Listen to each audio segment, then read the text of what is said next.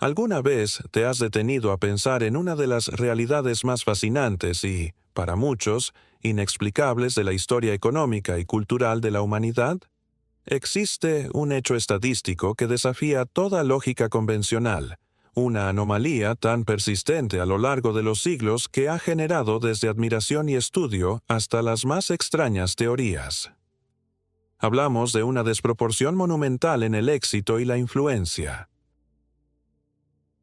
Imagina un grupo de personas que, constituyendo menos del 1% de la población mundial, para ser más precisos, alrededor del 0.2%, ha logrado acumular un impacto que se siente en cada rincón de nuestra civilización.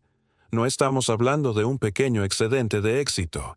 Estamos hablando de cifras que parecen sacadas de una novela. Piensa en esto. Más del 20% de todos los premios Nobel otorgados en la historia han ido a manos de individuos de este linaje. En el mundo de las finanzas, la tecnología, el cine y la ciencia, los nombres que han definido industrias enteras a menudo provienen de esta misma raíz cultural. Se estima que su representación en las listas de las personas más ricas del mundo es exponencialmente mayor que su porcentaje demográfico.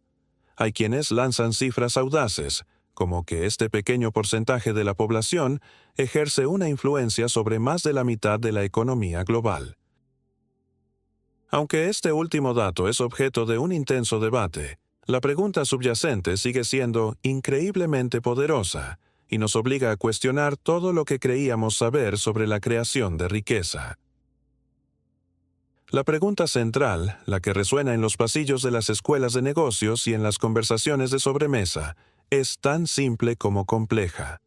¿Cómo lo han logrado?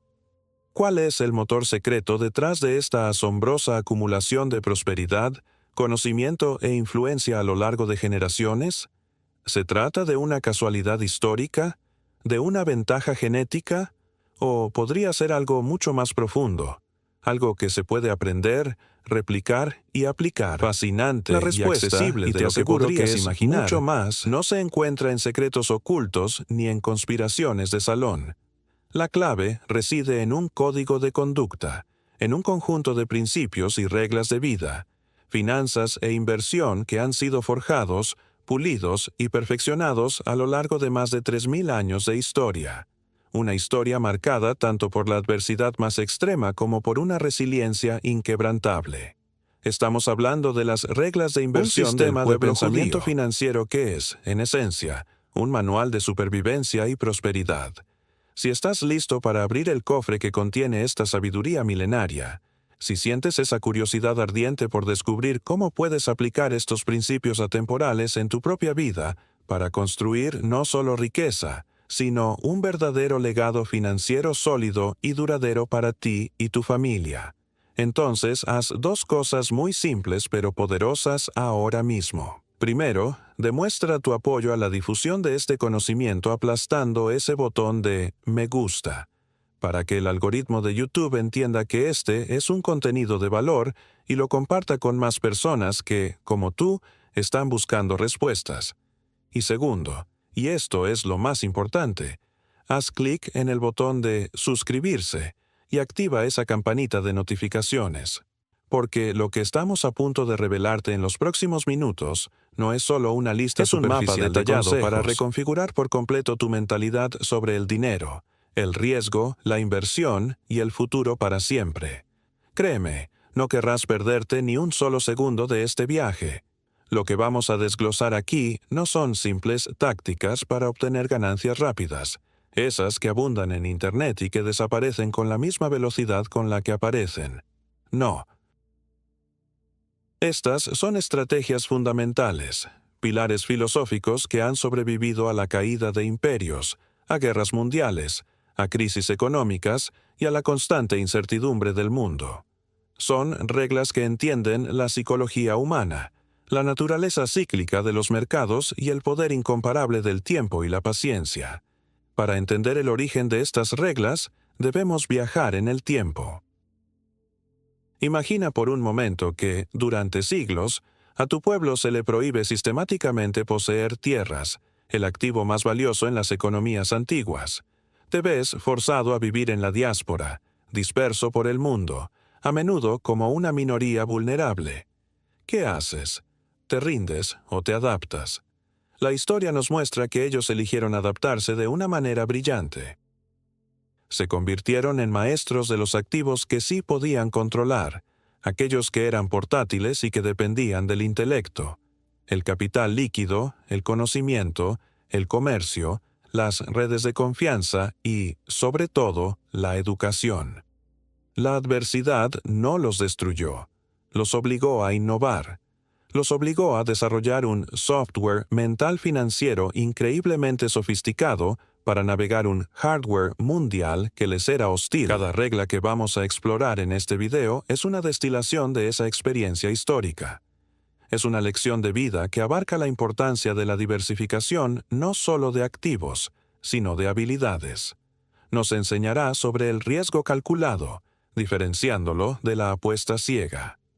Profundizaremos en el concepto de comunidad como un pilar de seguridad económica, una idea revolucionaria en nuestro mundo individualista. Y, por encima de todo, descubriremos una visión del tiempo y del dinero que trasciende nuestra propia existencia, enfocada en construir para las generaciones futuras. En una era de gratificación instantánea, donde las modas de inversión como las criptomonedas meme y las acciones de alto riesgo prometen riquezas de la noche a la mañana, esta sabiduría ancestral actúa como un faro en medio de la tormenta. Es el ancla que nos recuerda que la verdadera riqueza no se construye sobre la arena de la especulación, sino sobre la roca sólida de los principios, la disciplina y el conocimiento profundo. A lo largo de este viaje, no solo vamos a enumerar las 10 reglas, vamos a diseccionarlas.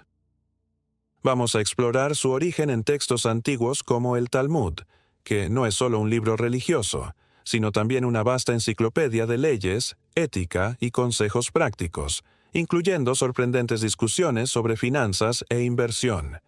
Veremos ejemplos históricos, desde los comerciantes de seda en la antigua Babilonia hasta los titanes de la industria y la tecnología que han moldeado nuestro mundo moderno. Y lo más crucial, para cada regla te daremos los pasos prácticos y accionables para que puedas empezar a integrar esta poderosa mentalidad en tus finanzas personales, sin importar si estás empezando con $100 o con $1.000.000. Prepárate, porque estás a punto de recibir una clase magistral de finanzas, ética y estrategia que ha resistido la prueba implacable del tiempo. Estás a punto de comprender el por qué detrás del cómo. Estás a punto de adquirir un conjunto de herramientas mentales que te servirán para el resto de tu vida. Si aceptas este desafío, si te comprometes no solo a escuchar, sino a aprender y aplicar, quiero que hagas una declaración pública ahora mismo. Es un acto simbólico para sellar tu compromiso contigo mismo. Toma tu teclado o tu teléfono y escribe en la sección de comentarios: quiero aprender estas reglas. Tu compromiso es el primer y más importante paso allí en esta transformación. Que estás listo para empezar. Ahora. ¿Ya lo escribiste? Perfecto. Ahora, ajusta tu cinturón, porque despegamos. Vamos a sumergirnos en la primera, y quizás una de las más fundamentales de todas estas reglas. Claro, aquí está el segundo bloque del guión. Continúa directamente desde el final del bloque anterior, profundizando en el contexto histórico para establecer la primera regla fundamental, todo ello con el objetivo de alcanzar las 1000 palabras y mantener al espectador completamente enganchado. Para comprender la primera regla, y en realidad, para internalizar la lógica detrás de todas las 10 reglas que vamos a desglosar, no podemos simplemente saltar a un gráfico de Excel o a una estrategia de inversión moderna. Primero, debemos hacer algo que la mayoría de los videos sobre finanzas jamás se atreven a hacer. Debemos viajar en el tiempo y sumergirnos en las profundidades de la historia. Debemos entender el por qué antes de aprender el cómo. La filosofía financiera judía no nació en una cómoda sala de juntas de Wall Street ni en un seminario de inversión en un hotel de lujo. Nació y se forjó en el crisol del exilio, en la opresión de los guetos, en la constante y desgarradora incertidumbre de no saber si el hogar que tenías hoy seguiría siendo tuyo mañana. Para entender su relación con el dinero, primero hay que entender que durante casi 2000 años, desde la destrucción del segundo templo en Jerusalén en el año 70 de Cristo, el pueblo judío vivió sin una patria, disperso por todo el mundo en lo que se conoce como la diáspora. No tienes un estado que te proteja, por un segundo. No tienes un ejército que te defienda. Eres una minoría en casi todos los lugares a los que vas, a menudo visto con sospecha y utilizado como chivo expiatorio por reyes y gobernantes. En gran parte de la Europa medieval, las leyes eran increíblemente restrictivas. Se les prohibía sistemáticamente unirse a los gremios de artesanos más prestigiosos. Se les prohibía, de manera crucial, ser dueños de la tierra que cultivaban. Piensa en el impacto de esto en una era donde la tierra era la principal fuente de riqueza, poder y estatus. Al negarles la tierra, se les estaba negando la forma más común y segura de construir patrimonio. Esta prohibición, que pretendía marginarlos, tuvo una consecuencia imprevista y monumental. Los obligó a convertirse en maestros de otro tipo de riqueza, una riqueza que no podía ser confiscada tan fácilmente, una riqueza que era portátil. Se especializaron en el comercio, en las finanzas, en la medicina, en la erudición. Se convirtieron en expertos de los activos que podías llevar contigo: oro, plata, gemas, letras de cambio, pero sobre todo, el activo más valioso e inconfiscable de todos, el conocimiento que llevaban en sus mentes. Ahora añade otra capa de complejidad: la amenaza constante de la expulsión. La historia está plagada de edictos que, de la noche a la mañana, obligaban a comunidades judías enteras a abandonar sus hogares, sus negocios y sus vidas. Ocurrió en Inglaterra en 1290, en Francia en 1306, en España en 1492 con el infame Decreto de la Alhambra, y en innumerables pogromos y persecuciones en Europa del Este. Cuando vives bajo esta amenaza perpetua, tu concepto del dinero cambia radicalmente. Se convierte en una herramienta de supervivencia en sí mismo y se transforma directamente a la primera y más importante regla, el pilar sobre el que se construyen todas las demás. Número 1. El dinero es una herramienta, no un ídolo. Esta idea puede sonar simple, pero es increíblemente profunda y contraria a gran parte de la cultura de consumo actual. Para la mentalidad judía forjada en la adversidad, el dinero no era para comprar el carruaje más ostentoso, de hecho, o el palacio más grande. Era peligrosa. Atraía la atención no deseada y el resentimiento de la población local y de los gobernantes codiciosos. En lugar de eso, el dinero tenía funciones muy específicas y vitales. Era una multiherramienta para la supervivencia. Primero, era la herramienta de escape.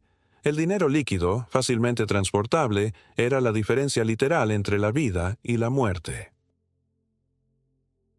Era lo que te permitía sobornar a un guardia fronterizo, pagar el pasaje en un barco en mitad de la noche, o simplemente tener los medios para viajar miles de kilómetros hacia una tierra desconocida donde, quizás, te permitirían vivir en paz por un tiempo. Segundo, era la herramienta de reconstrucción. Al llegar a un nuevo país, sin nada más que lo opuesto, el capital que habías logrado salvar era la semilla para empezar de cero. Era lo que te permitía alquilar un pequeño local, comprar mercancía para comerciar o establecer una pequeña consulta si eras médico.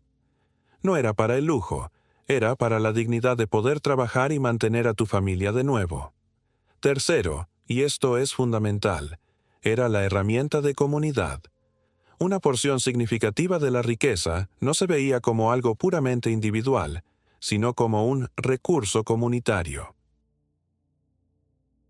El concepto de tzedaká, que a menudo se traduce como caridad, pero que en hebreo significa justicia o rectitud, implicaba la obligación de usar el dinero para sostener a la comunidad. Con ese dinero se construían sinagogas, que eran centros de vida social y espiritual. Se financiaban escuelas, yeshivas, para asegurar que la próxima generación tuviera el activo más preciado, la educación. Se creaban fondos para ayudar a los pobres, el dinero a las viudas, fortalecía a los los lazos de la huérfanos comunidad y a los nuevos y una inmigrantes. comunidad fuerte era la mejor red de seguridad en un mundo hostil. Cuando ves el dinero de esta manera, no como un fin para la vanidad, sino como un medio para la libertad, la seguridad y la justicia, tu comportamiento financiero cambia por completo. Dejas de tomar decisiones emocionales. Comprar un coche de lujo a crédito que no puedes permitirte se vuelve absurdo, porque ese dinero podría ser tu fondo de emergencia, la matrícula universitaria de tu hijo o una inversión que genere ingresos pasivos para proteger el futuro de tu familia. Esta regla te enseña a desapegarte emocionalmente del dinero. No lo amas, no lo odias, no lo adoras, lo respetas. Lo entiendes como un siervo poderoso que, si lo gestionas con sabiduría, puede construir muros de protección a tu alrededor. Si se convierte en tu ídolo, te destruirá a ti y a tus valores. Es la diferencia entre ser el amo de tu capital y ser su esclavo. Este es el cambio de paradigma más grande que necesitas hacer. Antes de aprender a diversificar, a invertir o a analizar un balance, debes entender la verdadera función del dinero en tu vida.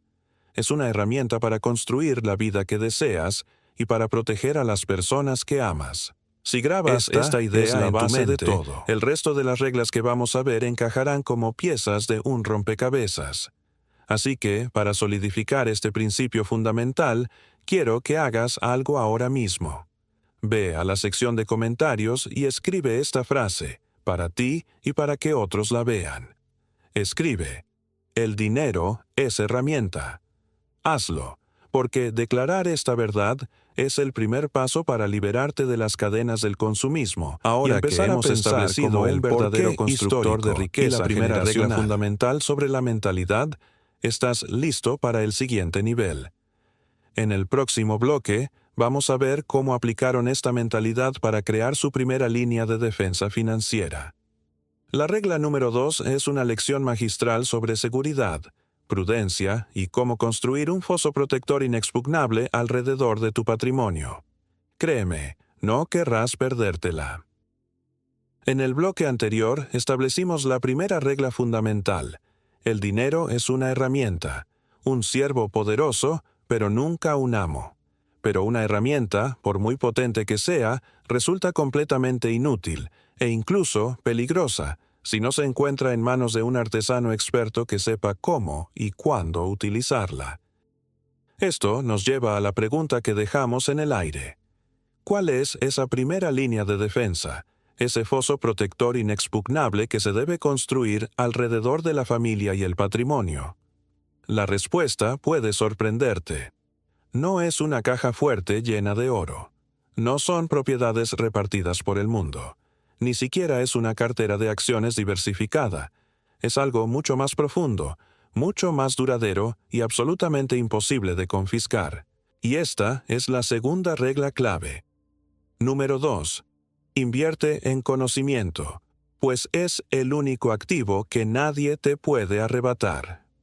Para comprender la magnitud de esta regla, debemos volver a ponernos en los zapatos de aquellos que vivieron la historia que describimos. Cuando tu realidad está marcada por la posibilidad de perderlo todo en un solo instante, tu mente se obsesiona con una pregunta.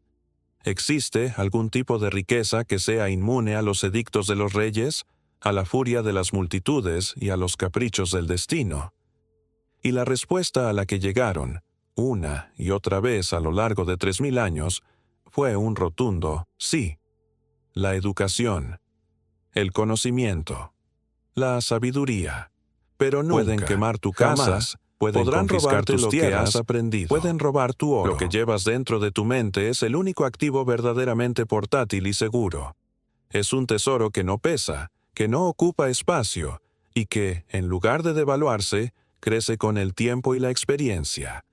Esta reverencia por la educación no es simplemente una preferencia cultural, es el pilar central de la civilización judía, y su origen se encuentra en sus textos más sagrados. Mientras que muchos conocen la Torá, el equivalente a los primeros 5 libros de la Biblia, pocos conocen su complemento, el Talmud.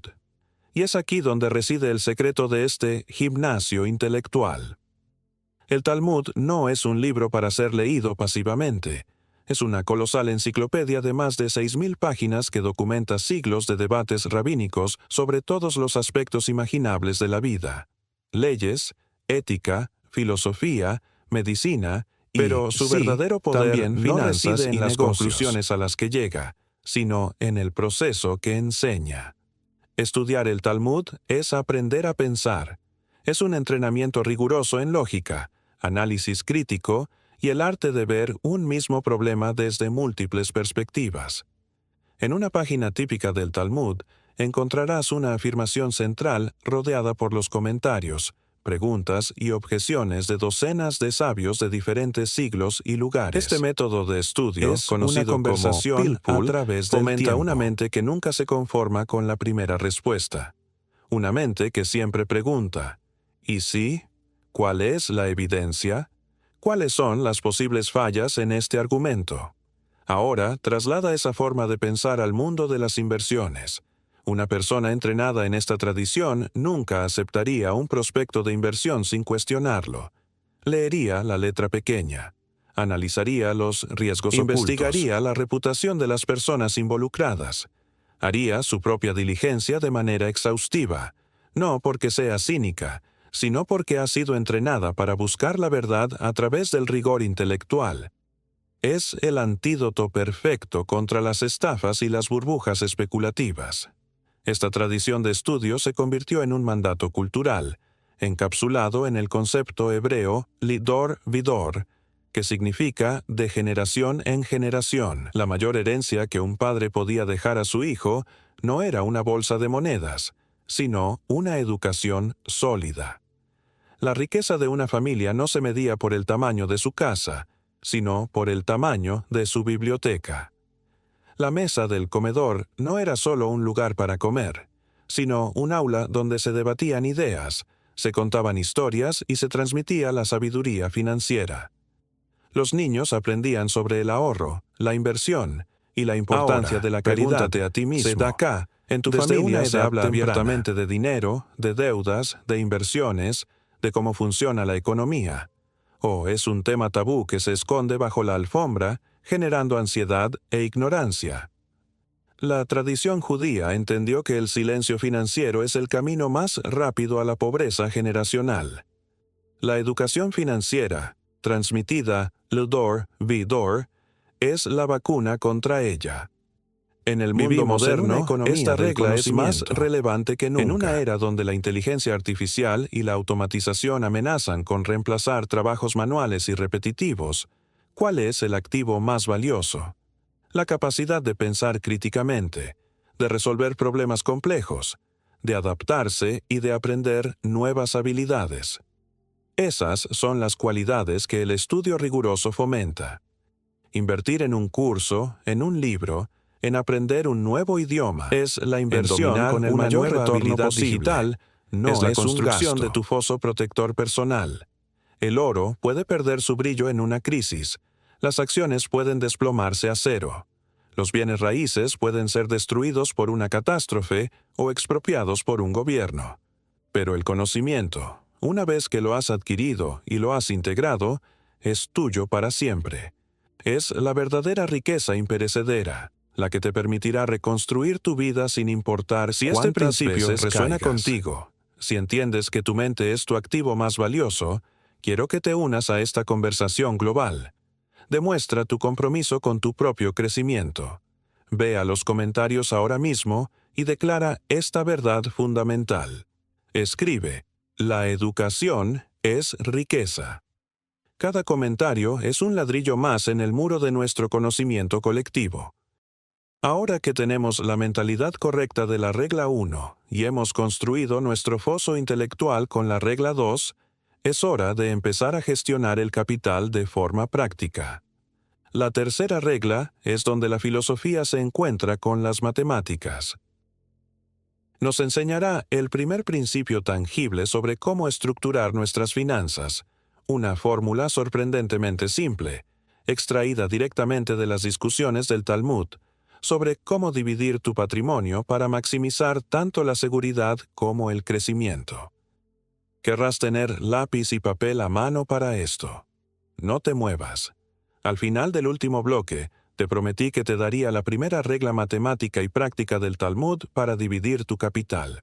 Y mantengo mi palabra. Esa joya de sabiduría viene en camino. Pero mientras preparaba esta sección, me di cuenta de que cometería un grave error si te entregara la fórmula sin antes darte algo aún más fundamental. Porque la mejor estrategia financiera del mundo, la fórmula más brillante, es completamente inútil si no tienes la fortaleza mental y emocional para aplicarla cuando el pánico inunda las calles, cuando el mercado se desploma, cuando pierdes tu trabajo o cuando el mundo, tal y como lo conoces, se pone de cabeza. Antes de la estrategia, siempre, absolutamente siempre, viene la psicología. Antes de la táctica, viene el carácter. Por eso, antes de hablar de números, debemos hablar de la mentalidad que permite que esos números trabajen para ti, y no en tu contra, durante los inevitables tsunamis de la vida. Esto nos lleva a la tercera regla, el motor que impulsa toda la maquinaria financiera judía. Número 3. No te limites a sobrevivir a la crisis. Utilízala para reinventarte. En nuestra cultura moderna, la palabra resiliencia se ha puesto de moda. Hablamos de aguantar, de resistir, de volver a la normalidad después de un golpe. Pero esta regla va un paso más allá. La mentalidad forjada a lo largo de siglos de exilio y persecución no aspiraba simplemente a volver a la normalidad. ¿Por qué? Porque la normalidad a menudo era la fuente del problema. Aspirar a la normalidad era aspirar a ser vulnerable de nuevo.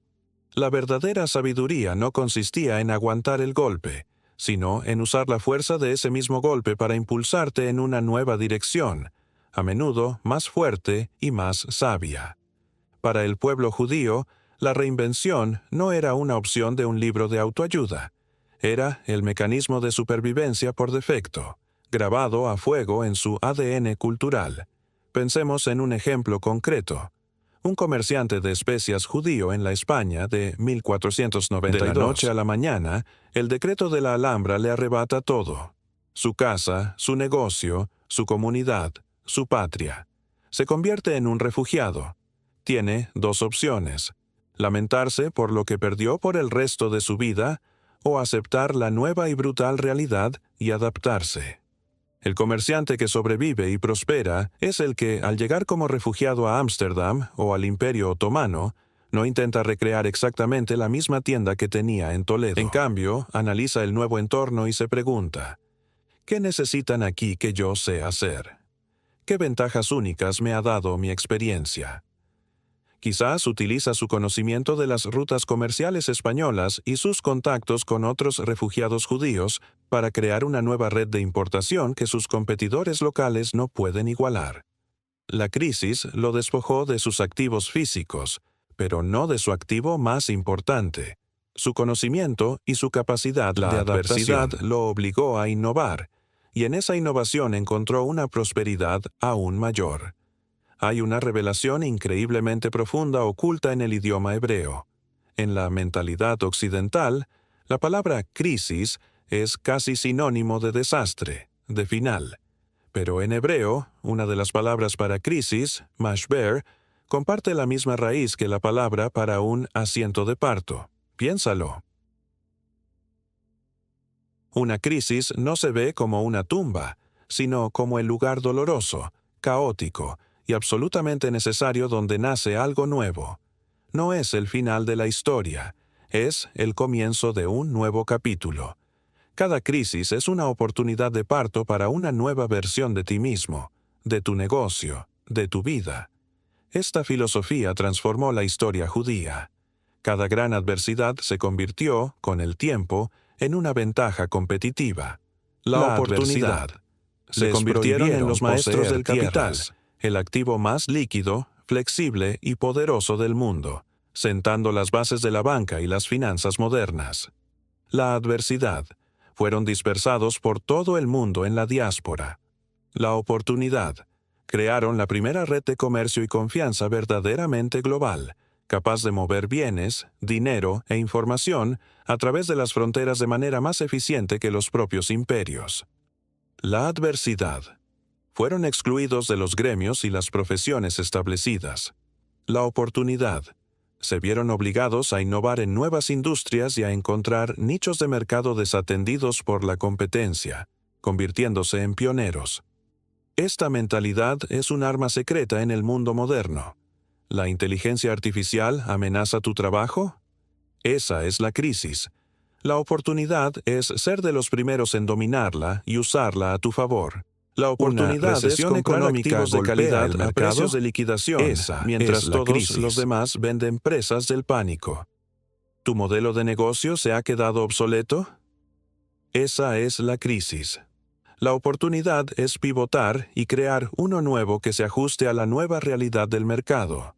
La pregunta que debes hacerte cuando enfrentas un problema no es ¿por qué a mí?, sino ¿qué me está obligando a aprender esta situación? ¿Qué puerta se está abriendo mientras esta otra se cierra? Se trata de entrenar tu mente para buscar la oportunidad oculta en cada desafío. Pero esta mentalidad no es pasiva. No ocurre por sí sola. Requiere una decisión consciente. La decisión de dejar de verte como una víctima de las circunstancias y empezar a verte como el arquitecto de tu próxima versión. No es algo que harás algún día cuando tengas tiempo. El momento de decidir reinventarte es ahora, en medio de tus desafíos actuales. Por eso, el llamado a la acción de hoy es una declaración de poder personal. Es tu compromiso de tomar las riendas. Quiero que vayas a la sección de comentarios y escribas 2 palabras que sellen esta decisión. Escribe: me reinvento hoy. Tu futuro yo te lo agradecerá.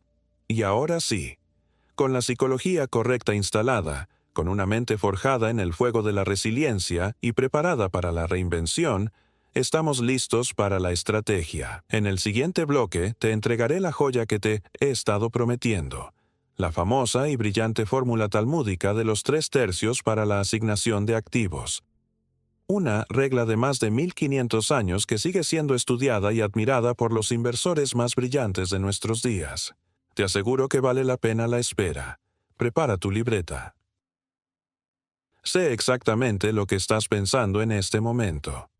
Tiago, en el último bloque me prometiste la fórmula matemática de los 3/3. Quiero los números. Y tienes toda la razón. Te hice esa promesa y la voy a cumplir. Pero te pido un minuto más de paciencia estratégica, porque para entender la verdadera genialidad de esa fórmula, primero debemos comprender a la perfección el mundo para el que fue diseñada. La fórmula talmúdica, como veremos, te dice que inviertas 1/3 de tu capital en negocios o mercancías. Pero, ¿qué significaba negocio para ellos? ¿Cómo concebían el comercio? Su visión era tan radicalmente diferente y sofisticada que, si te doy la fórmula sin este contexto, sería como darte el mapa de un tesoro sin enseñarte a leerlo. Antes de aprender la regla de inversión, debemos aprender la filosofía del campo de juego donde esa regla opera, el mundo del comercio y las finanzas. Y esto nos lleva a la 4ª regla fundamental. Número 4. Domina el comercio y construye redes de confianza, no solo negocios. Una vez más, la historia es la clave. Como hemos visto, al pueblo judío se le negó la posesión de tierras, pero se le permitió, a menudo por necesidad y porque otros lo consideraban indigno, dedicarse al comercio y al préstamo. Lo que sus opresores no entendieron es que, sin quererlo, les estaban entregando las llaves del futuro de la economía mundial. Mientras el poder de los reyes se basaba en la tierra estática, ellos comenzaron a dominar el poder del capital fluido, el que se mueve, cruza fronteras y al crea estar dispersos por toda Europa, el norte de África y Oriente Medio, se enfrentaron a un problema monumental. ¿Cómo comerciar a larga distancia en un mundo sin un sistema legal internacional, sin Internet y plagado de peligros? La solución que encontraron fue una de sus innovaciones más brillantes y duraderas. Una red global basada no en reyes o ejércitos, sino en la confianza mutua, la reputación y la identidad compartida. Era, Imagina en esencia, este escenario el en el siglo Internet XII. social y Un financiero del comerciante mundo. judío En Venecia quiere vender sedas italianas a un comprador en El Cairo. En lugar de arriesgarse a un viaje de meses por mar con un barco lleno de oro que podría ser atacado por piratas, utiliza la red. Acude a un agente financiero de confianza en Venecia y le entrega el valor de las sedas. Este agente le da una carta, una letra de cambio, que es básicamente un contrato notariado. El comerciante viaja a El Cairo solo con ese ligero y discreto trozo de papel. Allí se lo presenta al socio o corresponsal del agente veneciano, quien, confiando en la autenticidad del documento y en la reputación de su colega, le entrega el pago en moneda local. Acababan de realizar una transferencia internacional segura y casi instantánea. Esta invención fue una de las piedras angulares que construyeron el sistema financiero moderno. Pero esta red solo podía funcionar gracias a dos principios férreos. El primero era la reputación como capital. En un mundo sin agencias de crédito, tu palabra y tu buen nombre lo eran todo. Engañar a un socio en una ciudad significaba que, en cuestión de semanas, tu mala reputación se extendería por toda la red, desde Lisboa hasta Bagdad. Nadie volvería a hacer negocios contigo. Tu capital financiero quedaría intacto, pero Esto tu fomentó capital de una cultura de reputación, cumplimiento el de más valioso de contratos todos, y de ética se empresarial reduciría a cero. increíblemente rigurosa. El segundo principio era el profundo conocimiento de la ley y los contratos. El Talmud, una vez más, sirvió como su guía. Este texto contiene miles de páginas dedicadas a la ley civil y comercial, con discusiones increíblemente detalladas sobre préstamos, sociedades, shutafut, responsabilidades, daños y lo que constituye Esto un les dio trato un marco justo, legal y ético para los negocios que era mucho más sofisticado que las leyes locales de la época. Aprendieron a redactar contratos precisos, a entender los matices del riesgo y a estructurar acuerdos que fueran beneficiosos para todas las partes, porque un buen negocio es aquel al que todos quieren volver. Dominaron los principios de la contabilidad, no solo como una forma de rastrear las ganancias, sino como una obligación moral de ser transparentes y honestos. Se convirtieron en maestros de la evaluación de riesgos, porque cuando tu sustento depende de un barco que cruza el Mediterráneo, aprendes a diversificar, a no poner toda tu mercancía en un solo barco, y a recopilar la mejor información posible antes de tomar una decisión. ¿Cómo aplicamos esta regla milenaria hoy? Primero, entiende que tu red es tu mayor activo. No se trata de coleccionar contactos en LinkedIn. Se trata de construir relaciones genuinas basadas en la confianza ¿Quién puede y el valor ayudarte a mutuo. Tu red profesional puede traerte oportunidades que nunca encontrarías por tu cuenta. Segundo, tu reputación te precede. En la era digital, donde una reseña o un comentario pueden dar la vuelta al mundo en segundos, tu integridad es tu marca. Cumple tu palabra. Entrega más de lo que prometes. Juega a largo plazo. Tercero, desarrolla tu alfabetización financiera. Entiende los términos de una hipoteca, Lee cada contrato, las comisiones de tus firmes. inversiones, las responsabilidades de iniciar un negocio. No necesitas ser un abogado o un contable, pero debes entender el lenguaje del dinero para poder jugar y ganar. El comercio, cuando se basa en estos principios, es una de las fuerzas más poderosas para el bien. Rompe barreras, fomenta el entendimiento entre culturas y crea prosperidad y oportunidades donde antes solo había escasez.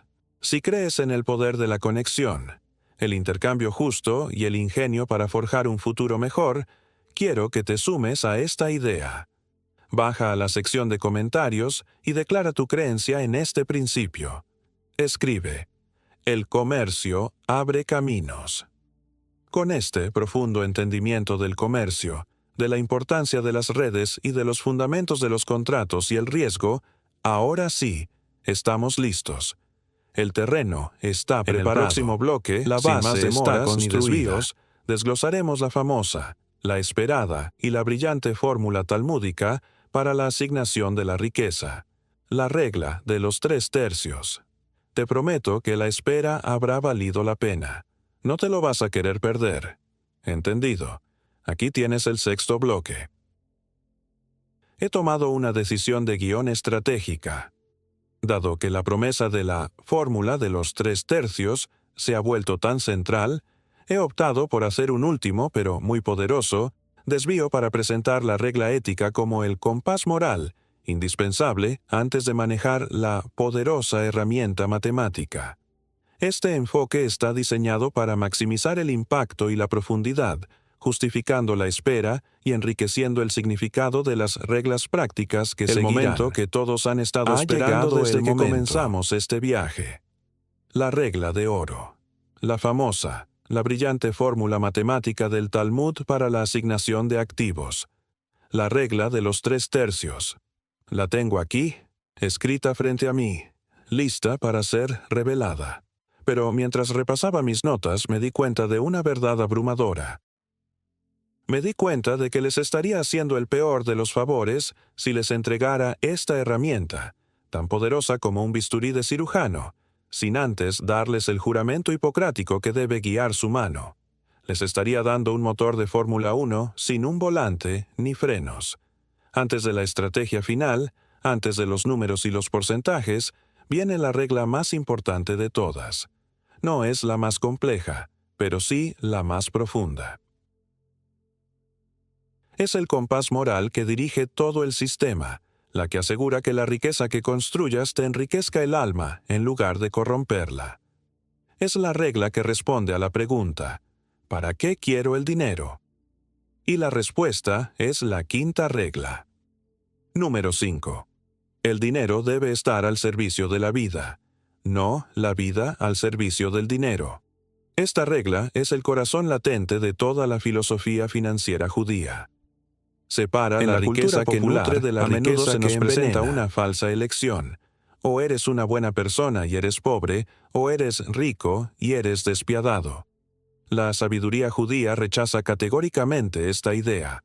Sostiene que la acumulación de riqueza no solo es compatible con ser una buena persona, sino que puede y debe ser un acto profundamente ético y virtuoso. ¿Cómo? Siguiendo dos principios inquebrantables. El ganar honestamente y el servicio al prójimo va mucho más allá de simplemente no robar. Es un mandato activo. Significa que tu ganancia debe ser el resultado directo de haber creado un valor genuino en el mundo. Tu negocio, tu trabajo, tu inversión deben ser un intercambio en el que todas las partes ganan. El Talmud está lleno de leyes que prohíben, por ejemplo, el Geneivat Da'at, que se traduce como robar la mente. Esto se refiere a cualquier forma de engaño o publicidad falsa, a hacer creer a un cliente que está obteniendo algo que no es. Para esta mentalidad, vender un producto de mala calidad a sabiendas o cobrar de más por un servicio no es solo una mala práctica comercial, es una transgresión moral fundamental. El segundo pilar es el servicio al prójimo, que se manifiesta de dos maneras cruciales. La primera es a través de tu propio trabajo. Das empleo digno a la gente. El acto de crear un negocio resuelves ético, un problema real para tus clientes. Contribuyes a la economía y a la innovación. Tu trabajo se convierte en una expresión de tu propósito. La segunda manifestación es el concepto de tzedakah. Como mencionamos, esta palabra no significa caridad, que implica un acto voluntario de generosidad. Significa justicia. Según la ley judía, un porcentaje de tus ganancias, tradicionalmente el 10%, es un fideicomiso que Dios te ha encargado para que lo administres en nombre de la comunidad, para ayudar a los necesitados y sostener las instituciones. Por lo tanto, dar tzedakah no te hace una persona generosa, te hace una persona justa. Cumples con tu obligación.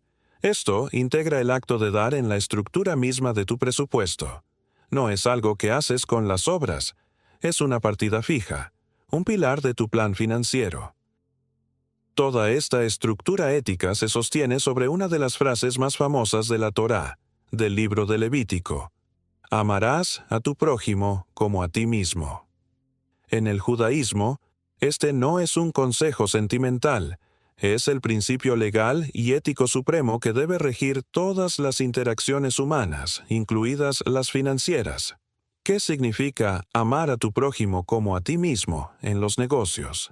Significa que no le venderías a tu vecino un coche que sabes que tiene los frenos defectuosos, un salario justo y a tiempo, porque así es como a ti te gustaría que te pagaran.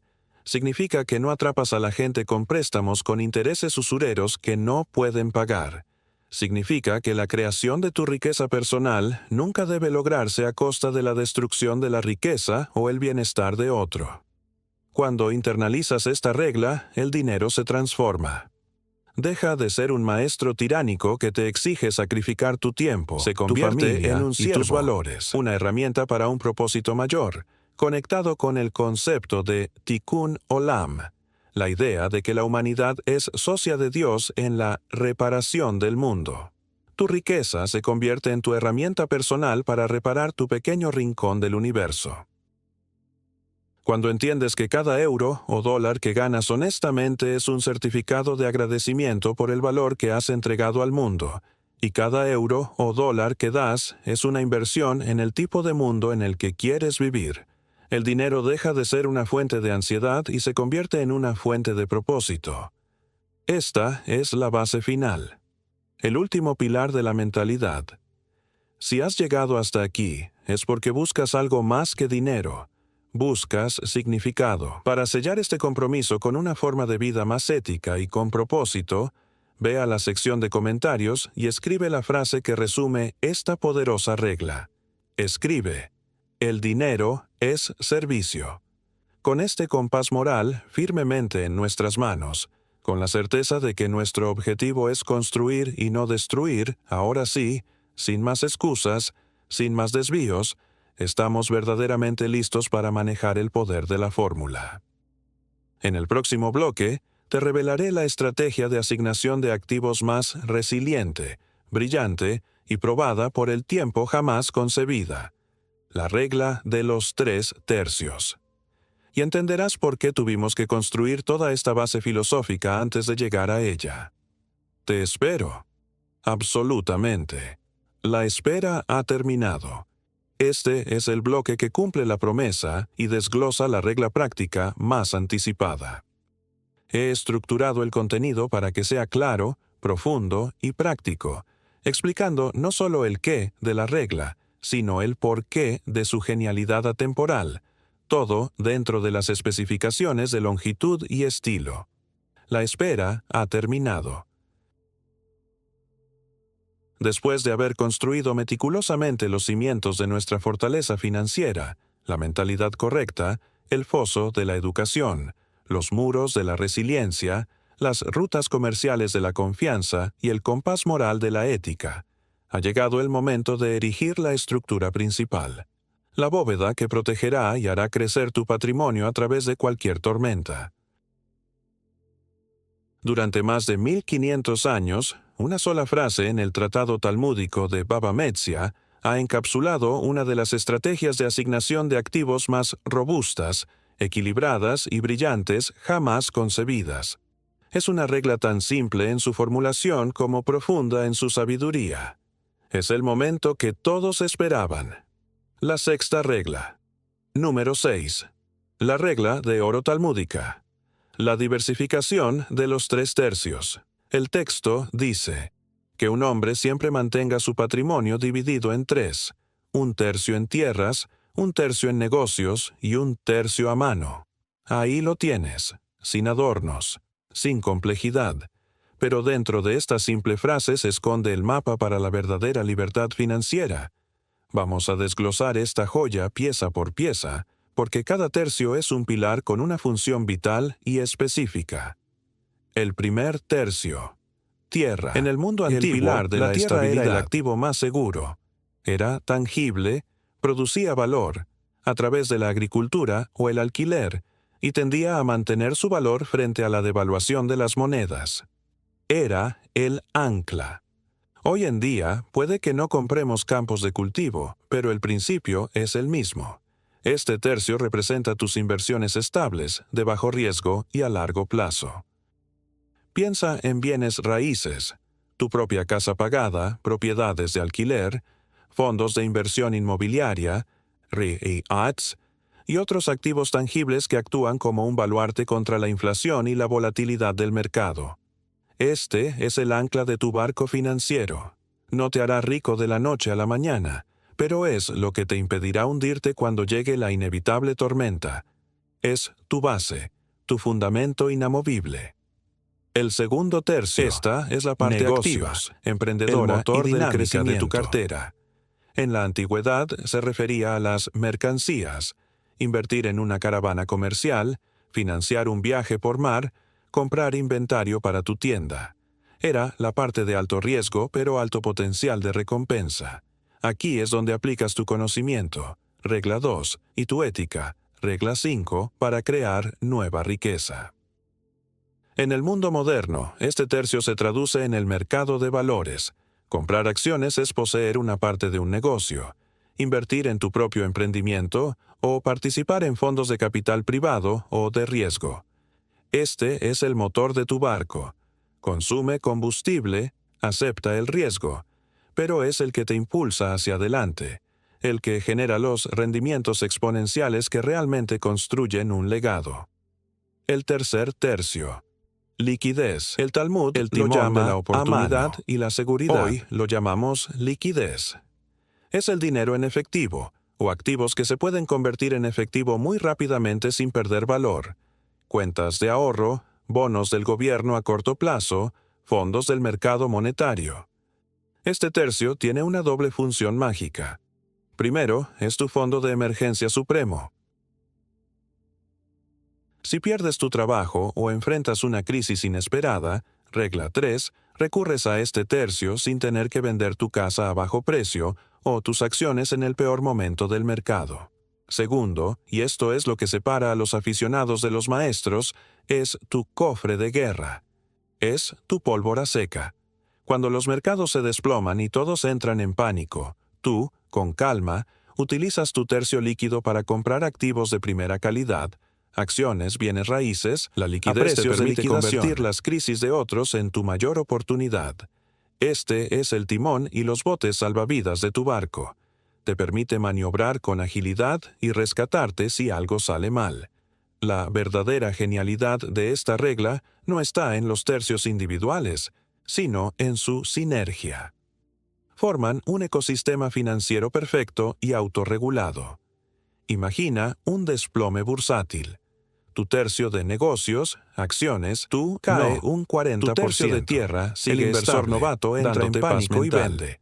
Y materializando la pérdida, activas tu tercio de liquidez y empiezas a comprar acciones de empresas fantásticas a mitad de precio. Estás siguiendo la regla de oro. Sé codicioso cuando otros son temerosos. Ahora imagina el escenario opuesto. El mercado inmobiliario ofrece una oportunidad única, una propiedad por debajo de su valor. No tienes que pedir un préstamo caro ni vender tus acciones. Usas tu tercio de liquidez para aprovechar la oportunidad. Esta estrategia te obliga a estar equilibrado.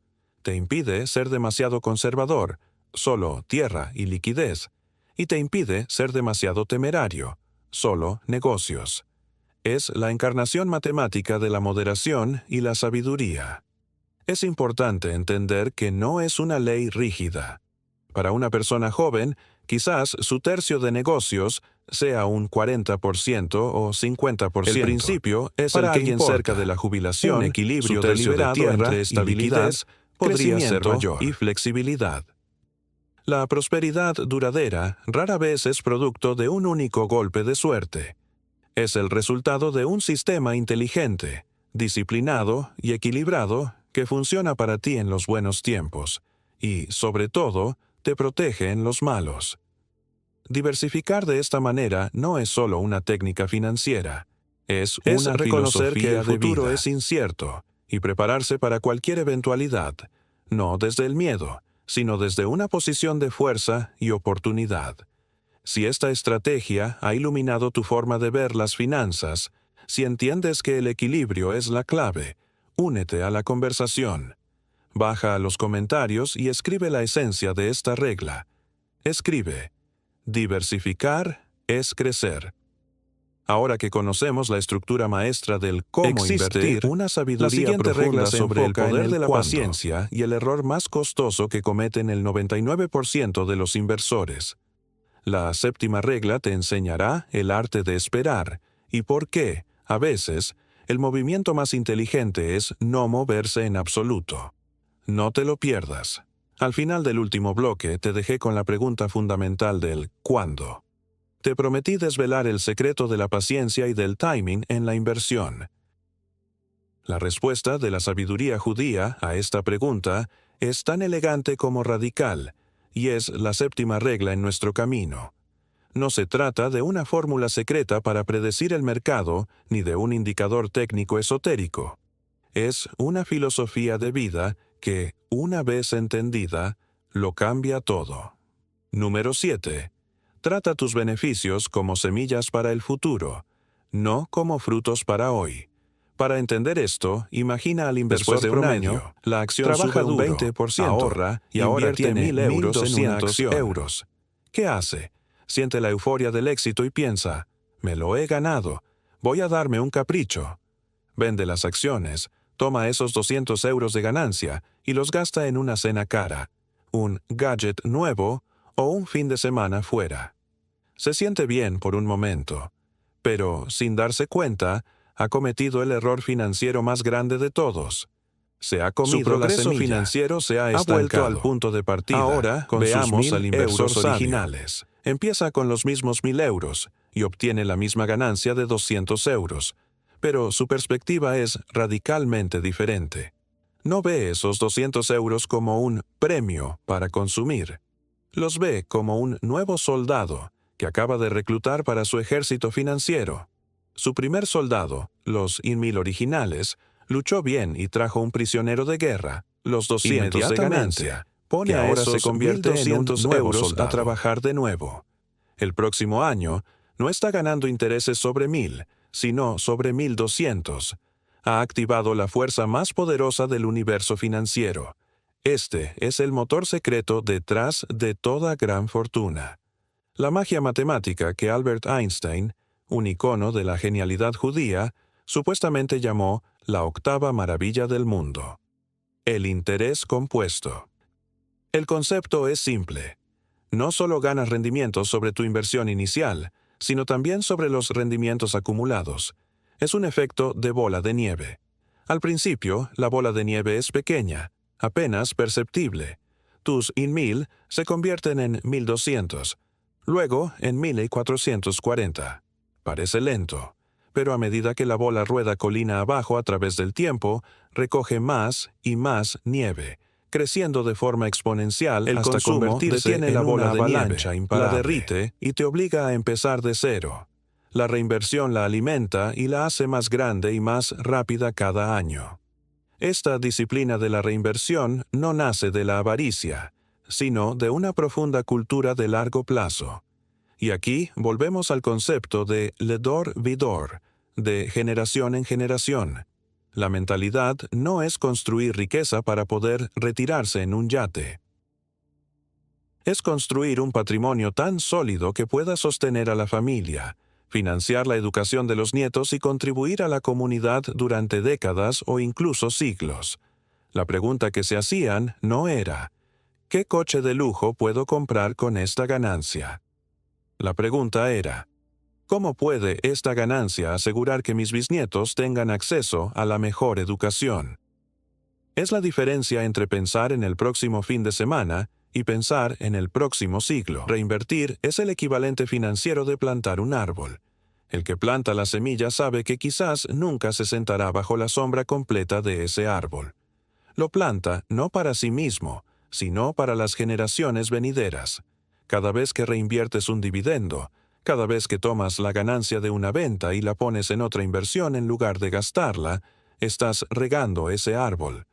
Estás priorizando el bosque del mañana sobre la flor de hoy. ¿Cómo puedes aplicar esta poderosa regla hoy mismo? Primero, automatiza tu sabiduría. Configura tus cuentas de inversión para que reinviertan automáticamente los dividendos, lo que se conoce como DRIP.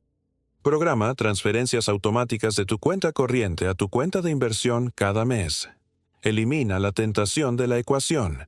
Segundo, cambia tu mentalidad y tu lenguaje. Deja de ver las ganancias como dinero para gastar. Empieza a verlas como Celebra el capital hito de alcanzar un crecimiento. nuevo nivel en tu cartera de inversión con el mismo entusiasmo con el que otros celebran la compra de un nuevo reloj. Celebra el proceso, no solo el resultado.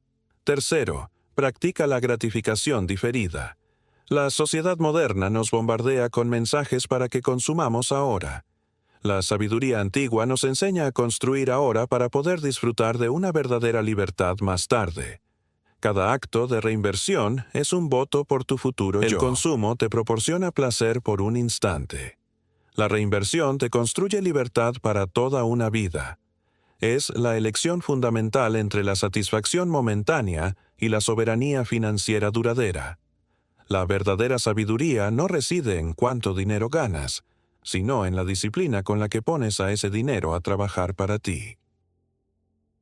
Si esta idea ha cambiado tu perspectiva sobre las ganancias y el futuro, si estás listo para dejar de comerte las semillas y empezar a plantar tu bosque, haz una declaración. Baja a los comentarios y escribe la esencia de esta filosofía. Escribe: reinvertir es ser sabio. Hemos aprendido a estructurar nuestro patrimonio y a ponerlo en un ciclo de crecimiento exponencial. Pero, ¿cómo protegemos este delicado ecosistema de su mayor depredador? Está El enemigo dentro no de está nosotros. fuera, en los La mercados. octava regla nos dará la herramienta mental para dominar la emoción que destruye más riqueza que todas las crisis económicas juntas. El miedo. Prepárate para blindar tu mente. No te alejes. En la tradición judía, la riqueza nunca ha sido entendida únicamente como una posesión privada, sino como una responsabilidad sagrada. La prosperidad, según sus enseñanzas, no alcanza su plenitud hasta que se comparte. De hecho, en la Torá y el Talmud se repite una idea central: quien da al pobre, presta a Dios. Este principio, conocido como Sedaká, no se limita a la limosna ocasional, sino que constituye un pilar de la vida judía. Ser generoso no es un acto opcional de bondad. Es una obligación espiritual que asegura que la riqueza cumpla con un propósito eterno. Los grandes banqueros y comerciantes judíos de la historia comprendieron esta Familias regla. Como los Rothschild no solo acumularon fortunas impresionantes, sino que construyeron hospitales, bibliotecas y universidades. Ellos entendían que dar era la manera más sólida de perpetuar su riqueza, porque cada acto de filantropía generaba confianza social, respeto comunitario y una reputación que abría nuevas puertas. En el mundo de los negocios, la credibilidad y la confianza son capitales tan valiosos como el dinero mismo. El legado también se expresa en la forma en que los padres transmiten la riqueza a sus hijos. Para los judíos, dejar una herencia material sin principios éticos equivale a entregar un tesoro sin brújula. Por eso, el legado financiero siempre va acompañado de un legado espiritual y educativo.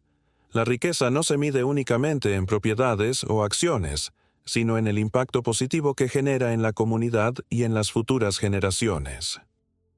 En contraste con la mentalidad consumista de gastar y acumular sin fin, los judíos sostienen que el dinero que no circula, que no sirve a nadie más, es dinero muerto. La caridad, en cambio, convierte el dinero en vida, financia escuelas, alimenta familias, sostiene comunidades enteras. Y, paradójicamente, cuanto más se da, más se fortalece la red de prosperidad. Es un círculo virtuoso donde la abundancia no se agota. La novena regla de inversión no habla de números fríos ni de fórmulas matemáticas. Habla del corazón humano. La filantropía y el legado son la manera de transformar la riqueza en eternidad. Un empresario que guarda su dinero muere con él. Un hombre que lo comparte vive en cada vida que tocó. Comente: dar es recibir. Al recorrer las 10 reglas básicas de inversión de los judíos, queda claro que no se trata solo de estrategias financieras, disciplina, sino de un modo de vida temporal. Ética, diversificación, reinversión y filantropía forman un conjunto de principios que trascienden épocas y fronteras. no son mandamientos reservados a una élite, sino lecciones universales que cualquier persona puede aplicar. El mensaje central es poderoso. El dinero no es un fin, sino un medio. Un medio para preservar la fe, para sostener a la familia, para construir comunidad. A lo largo de siglos para de generar un impacto duradero en el expulsiones y mundo. dificultades, los judíos no se rindieron a la miseria ni al resentimiento. Al contrario, convirtieron la adversidad en escuela, y de cada crisis nació una nueva oportunidad. Esa mentalidad es la verdadera raíz de su prosperidad. Hoy, en un mundo marcado por la prisa y el consumo inmediato, estas reglas son un recordatorio de que la verdadera riqueza se cultiva con paciencia, disciplina y visión de largo plazo. Con ganar dinero. Hay que aprender a manejarlo, multiplicarlo y ponerlo al servicio de un propósito mayor. La invitación es clara. No se trata de admirar desde lejos, sino de actuar. Cualquiera que aplique con constancia estas 10 reglas descubrirá que no son teorías antiguas, sino principios vivos que funcionan aún hoy. Desde diversificar las inversiones hasta reinvertir las ganancias. Desde valorar la educación hasta practicar la generosidad. Todo converge en una misma idea. La prosperidad es el fruto de la sabiduría aplicada. El viaje termina aquí, pero la decisión comienza contigo. ¿Seguirás viendo el dinero solo como un recurso pasajero o lo convertirás en una herramienta para dejar huella en el mundo? Escriba: quiero vivir estas reglas.